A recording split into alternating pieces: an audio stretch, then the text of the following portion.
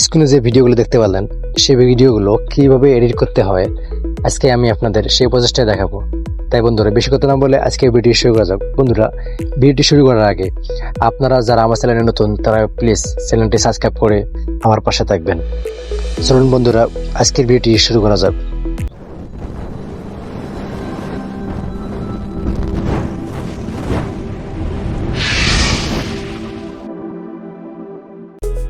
এরকম পিকগুলো এডিট করার জন্য আপনাকে সরাসরি যেতে হবে প্লে স্টোরে গিয়ে সার্চ দেবেন জেমিনি।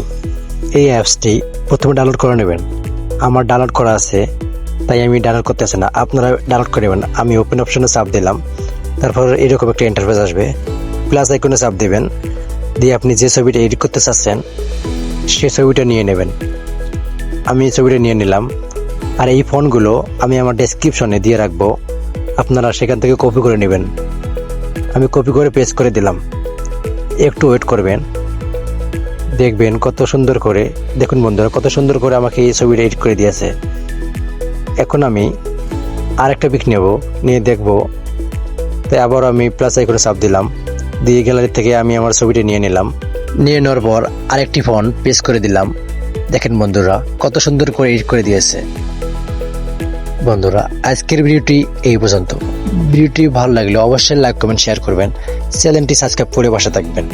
ধন্যবাদ সবাইকে, দেখা হবে নতুন কোনো ভিডিওতে।